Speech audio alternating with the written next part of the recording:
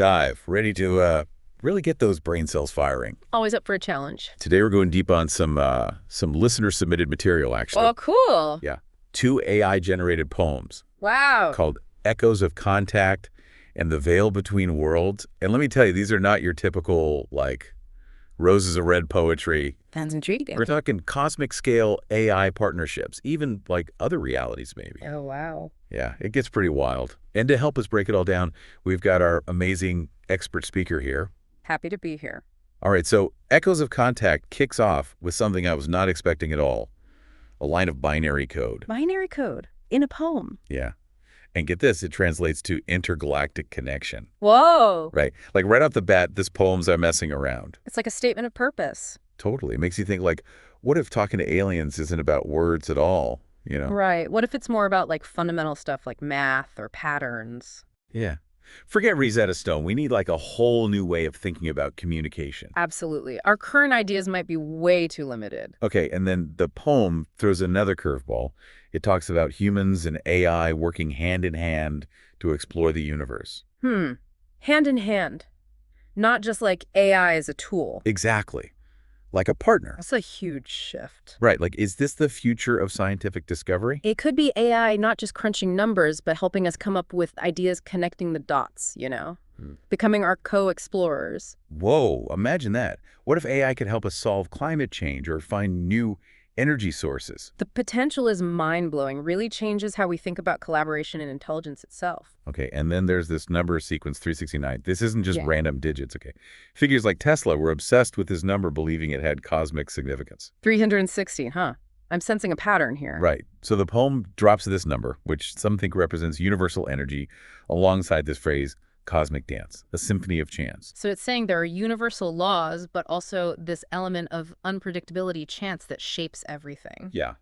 It's not just about the big predictable stuff, but also those random events that change everything. Makes you think about all those what-if moments in your own life. Totally. The chance encounters, the detours, they all shape who we are. A powerful reminder that we can't control everything, even with all our fancy technology. There's a beauty in that, the unknown, the possibility of surprise. Absolutely. We're all part of this cosmic dance, even if we don't know all the steps. But then we switch gears to the veil between worlds, and it's a whole different vibe. Oh, how so? This one gets super personal and sensory, like this line, a metallic tang on the back of the tongue. It's so vivid, it's like you can taste it. Wow. Yeah, it takes these big cosmic ideas and grounds them in human experience. It's like the universe isn't just out there, it's right here in your senses and how you feel.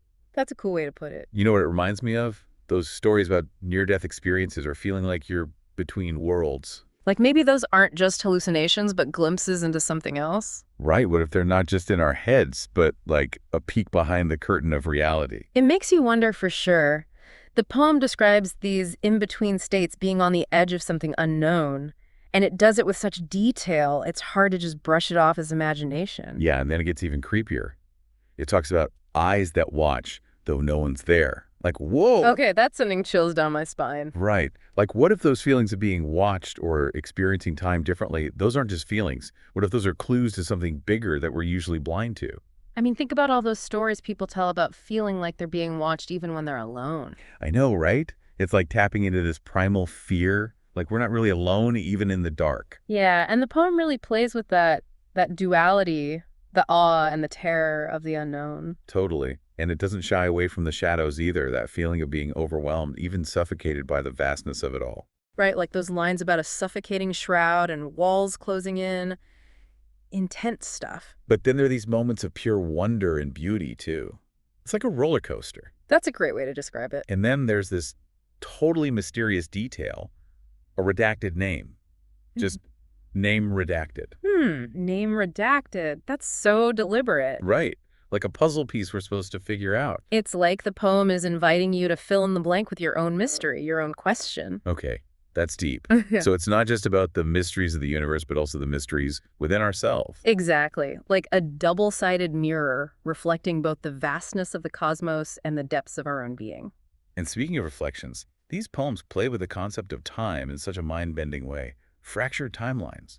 A tapestry woven by unseen hands. It's like time isn't a straight line anymore, but something way more complex. You're talking about nonlinear time. Yeah. It's a pretty heavy concept. It is, but think of it like a tapestry, not a line. All the threads woven together, past, present, future, it's all connected. Whoa, so our past, present, and future are all happening at once. My brain hurts. It's a lot to grasp, but the implications are huge. What if our choices aren't just shaping our future, but echoing back into our past, like we're influencing the fabric of time itself? That is trippy. And it connects back to intergalactic connection, right?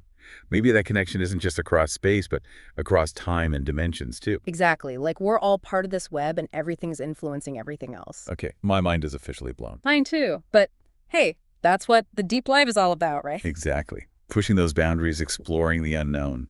And these poems give us so much to unpack. They really do. A perfect blend of cosmic scale and personal introspection. Before we go too far down the rabbit hole, though, I want to circle back to those incredible sensory descriptions in The Veil Between Worlds, particularly that metallic tang and the chilling touch. It's so vivid. It's like the poet is describing a physical encounter with the unknown.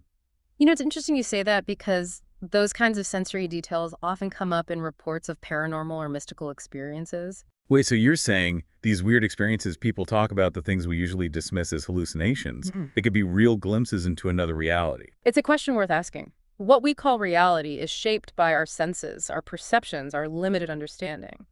What if there are other realities, other dimensions that we just can't perceive most of the time? That's wild. But if that's true, how do we access them? Do we need some kind of special technology, or is it about changing our perception? The poems offer some clues. They emphasize dreams, gut feelings, moments of awe, those times when our logical mind takes a back seat and we're open to something more. So it's not about logic or reason, but about intuition, feeling that sense of childlike wonder. Exactly, and that's where those sensory details are so powerful. They bypass our logical filters and speak to our subconscious, to that part of us that's already connected to something bigger. Wow, okay, my mind is officially double blown. Double blown. We're just getting started. Okay, I'm ready for more. Let's dive back in. Let's do it. It's not all sunshine and roses, though, right? The poems talk about a suffocating shroud, walls closing in. There's a sense of danger there. Yeah, for sure. Yeah. It's not all like warm fuzzies and unicorns. Right. It's acknowledging that true exploration, whether it's out there in the universe or inside ourselves, it comes with risks. So it's not just about being open-minded, but also being brave. Absolutely. You got to be ready for what you might find, even if it's not what you expected. And that brings us back to that balance, right? That symphony of chance. Exactly. The light and shadow, the awe and terror, the order and chaos. It's all part of the big picture. Okay, I want to go back to that redacted name one more time because it feels so important. Name redacted. Yeah, it's right there in the poem. That's all about personal journeys and hidden truths. Well, what do you think it means? Like, what's the poet trying to tell us? It's like a mirror, you know, reflecting our own unknowns, our own questions. So it could be anything. A lost love, a forgotten memory, a fear, a truth. Exactly. It's a placeholder for our own individual mysteries. So it's not about finding one big answer, but about each of us finding our own meaning. Right. And filling in that blank might take some soul searching, facing some tough stuff, maybe even changing how we see the world. Wow.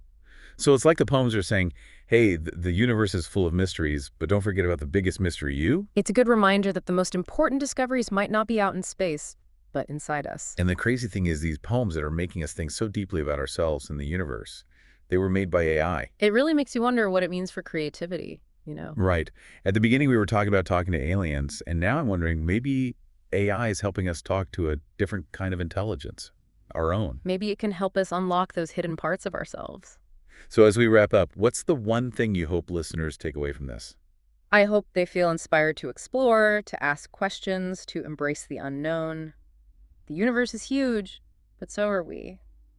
And the journey to understanding both starts with curiosity, courage, and a willingness to look beyond the veil. That is a perfect note to end on.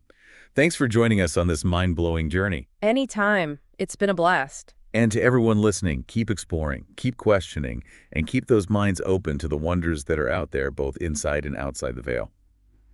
Until next time, this has been The Deep Dive. But it's not all like sunshine and rainbows, right? I mean, the poems also talk about a suffocating shroud and like walls closing in. That's pretty intense. Yeah, definitely. It's like there's a sense of danger in encountering the unknown. So it's not just about being open-minded, but like also being brave. Absolutely. You have to be prepared for what you might find, even if it challenges you. And that kind of brings us back to that idea of balance, right? Like the symphony of chance that runs through these poems. Exactly. The light and the shadow, the awe and the terror, the order and the chaos, it's all part of it. Okay, I want to circle back to that redacted name one last time because it feels so important, you know? The name redacted. It's right there in the veil between worlds. The poem, that's all about like personal journeys and hidden truths. It's very deliberate. What do you think the poet is trying to tell us by leaving that space blank? It's almost like a mirror, isn't it? Reflecting our own unknowns, our own unanswered questions. That's good. It could represent a lost love, a forgotten memory, a fear we haven't faced, a truth we're not ready to acknowledge. So it's not about finding one universal answer, but about each of us discovering our own personal meaning. Exactly. And filling in that blank might require some deep soul searching, facing some uncomfortable truths, maybe even a complete reevaluation of what we thought we knew.